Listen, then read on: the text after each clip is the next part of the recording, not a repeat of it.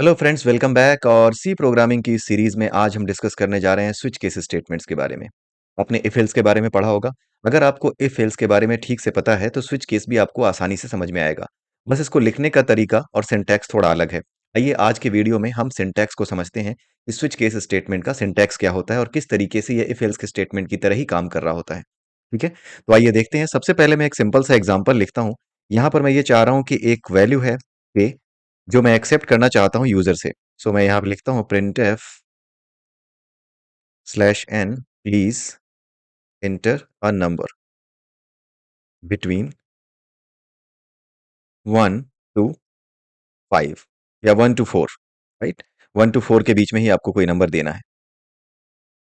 और यूजर से मैं स्कैन एफ स्टेटमेंट में इसको एक्सेप्ट करने की कोशिश करता हूँ। परसेंटाइल डी, आपको पता ही है कि इंटीजर के लिए percentile D and address of के जो वेरिएबल है इंटीजर का, वो हम एक्सेप्ट करा सकते हैं इसमें। एंड देन उसके बाद हमें इस k की वैल्यू को, यदि ये 1 है तो हमें प्रिंट करना है कि the value you entered is 1। अगर 2 है तो the value you entered is 2। उसी तरीके से 4 तक हमें प्रिंट कराना है। अगर कोई वैल्यू 1 2 3 या 4 है तो हमें वही वैल्यू प्रिंट करानी है कि आपने 1 2 3 या 4 में से क्या इंटर किया है। वही चीज हमें प्रिंट कराना है। जैसे इफ स्टेटमेंट में आप क्या करते, if k double equals to 1 then the number entered is 1, else if k is double equals to 2, ऐसा ही कुछ लिखते। अगर आपने इफ एल्स स्टेटमेंट को ठीक से नहीं पढ़ा है, ठीक से नहीं समझा है, तो जाकर के इसी प्लेलिस्ट पे आप इफ एल्स से रिलेटेड जो भी हमने वीडियोस बनाए हैं वहां जाकर के आप देख सकते हैं। तो आइए अब हम देखते हैं कि स्विच केस स्टेटमेंट के केस में हम कैसे इसको डिटरमाइन करेंगे, कैसे यहाँ पर प्रिंट करेंगे कि यूजर ने 1 प्रिंट किया, 1 एंटर किया है, 2 एंटर किया है, 3 एंटर किया है या 4 एंटर किया है। तो यहाँ पर हम क्या करेंगे, लिखने का तरीका ये है, स्विच, जो वैल्यू आपको चेक करनी है स्विच के अंदर आप के इसको लिख देंगे। उसके बाद आप ये ब्रैकेट लगाएंगे। ठीक है, स्विच के और फिर ये ब्रैकेट। अब यहां पर आप क्या लिखेंगे, अगर आपको 1 चेक करना है, आप ये चाहते हैं कि अगर 1 है तो हम ये प्रिंट करें कि you have entered the value 1। तो हम क्या करेंगे, केस लिखेंगे, केस के आगे वैल्यू लिखेंगे जिसको हमें चेक करना है, वैल्यू इज 1। ठीक है, तो हम यहां पर क्या करेंगे, printf slash n the value you entered is 1। Right, ये हमने प्रिंट कर दिया। और इसके बाद हम क्या करेंगे, यहां पर ब्रेक लिखेंगे। ये जो केस 1 है और ये जो ब्रेक है, ये समवॉट इक्वल टू इसी के है कि if a double equals to 1 then printf you have entered the value 1। और ब्रेक लगाने का मतलब है कि हमने उस इफ स्टेटमेंट को, उस पर्टिकुलर इफ स्टेटमेंट को बंद कर दिया है। ठीक है, अब हम आते हैं केस 2। अब हम यहाँ पे लिखते हैं, अगर 2 यानी कि वैल्यू अगर 2 एंटर की गई है, अगर के की वैल्यू यूजर ने 2 दी है, तो हम क्या लिखेंगे, printf slash n the value you entered is 2। Right, ये हमने यहाँ पे दे दिया। और यहाँ पर फिर से हम ब्रेक लगा देंगे। राइट, ब्रेक लगाने पर ये केस 2 बंद हो जाएगा। ठीक है, अगर आप ब्रेक नहीं लगाएंगे तो हम देखेंगे कि क्या होता है। अभी फिलहाल के लिए आप ये देख लीजिए किस तरीके से लिखा जाता है। फिर हम केस 3 एंड केस 4, इन दोनों केसेस को भी देखते हैं। Case 3 and then again case 4।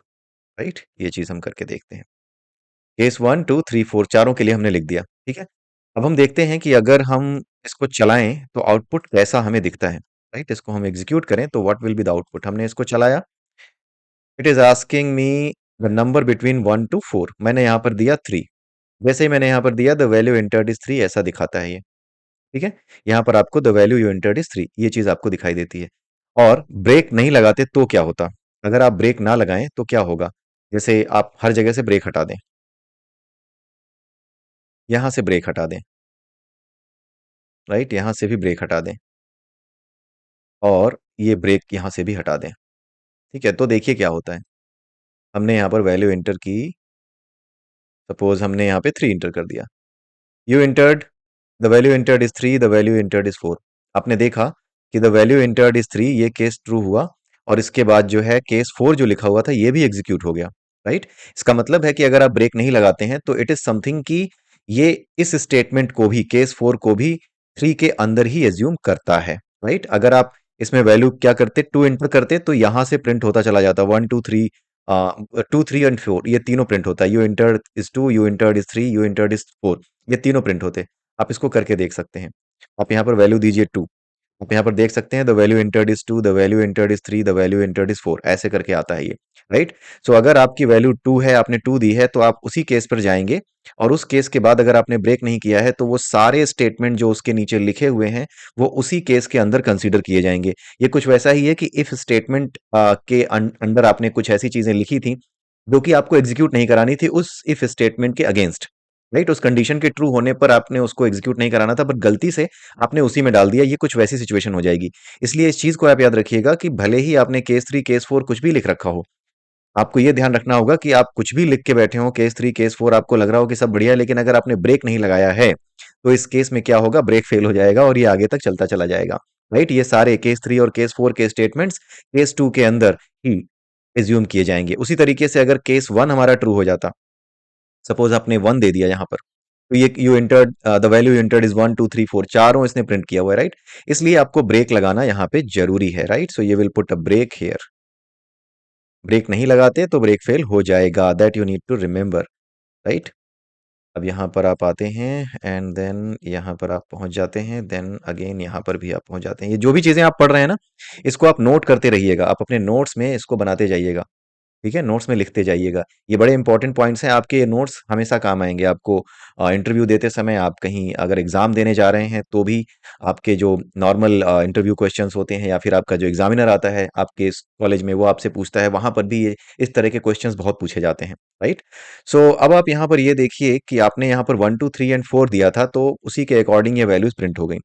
Suppose अगर हम यहाँ पर क्या करें कि केस 1 के लिए लिखा है, केस 2 के लिए हमने एक स्टेटमेंट ये लिखा है, अगेन हम केस 2 के लिए एक स्टेटमेंट और लिख दें, तो क्या होगा, क्या ये हमें लिखने देगा?